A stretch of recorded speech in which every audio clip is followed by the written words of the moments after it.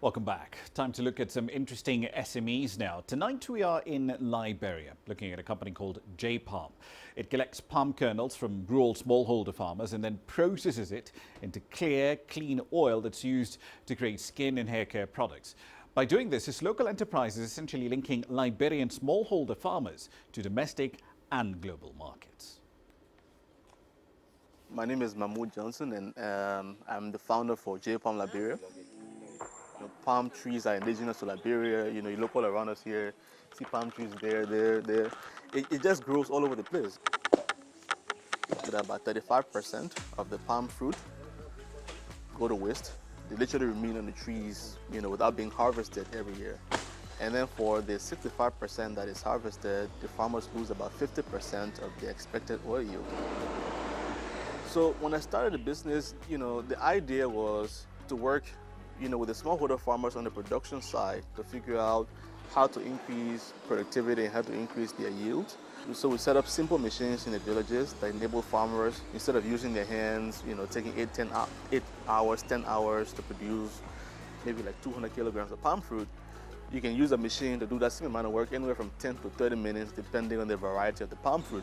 It has to go through several stages. You have to first crack the palm kernels, crack them, separate the kernels from the shells, dry them, to reduce excess moisture. And then we have what we call a palm kernel oil expeller, where we put the palm kernels in there and it squeezes out the palm kernels.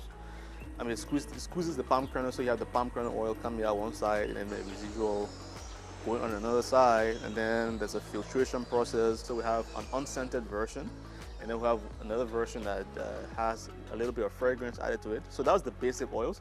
But we also now have started to use the oil as a base in other products. So we have lotions, for example. The lotions contain palm kernel oil and shea butter. We have soaps. The soaps are a customer favorite. We have hair butter, which is a mixture of palm kernel oil and shea butter. When I introduce myself to people and say I'm in the palm oil business, the first reaction is always, oh, isn't that bad for the environment? Isn't that bad for communities? And the reason why it is so is because most of the global discussion about palm oil focuses on the large multinational firms. And what has been happening, what we've seen in other parts of the world, is that big firms will clear out green forests, cut down trees to clear land to plant palm. And through that process, destroy animal habitats, and destroy, ecosystems. And so our model is to focus on the traditional, original oil palm variety that doesn't cause deforestation, because again, nobody really has a plant, it grows by itself. But not only does it not cause deforestation, but it contributes directly to rural economic development. But financing was one of the biggest challenges, and as a lot of the young entrepreneurs that are coming up today, it still is a challenge. It has not been solved.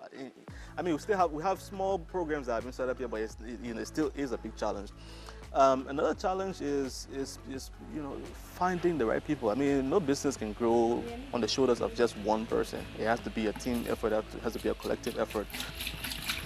I think J-Palm is an inspiring example of both Liberians finding problems to Liberian solutions, but also to the possibilities.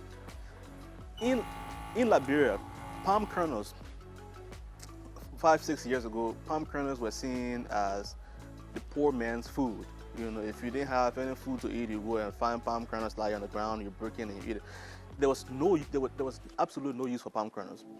And so the fact that we can build a whole business, out of palm kernels, where we have almost 40 employees full-time, we have more than 500 farmers that we're working with, we have the sales reps, and it's not just those individuals, but they are being able to sustain their families just on a business that was built on palm oil. I think it is symbolic of what could happen if we really focused on adding value to the natural resources that we already have, and not just adding value, but really maximizing value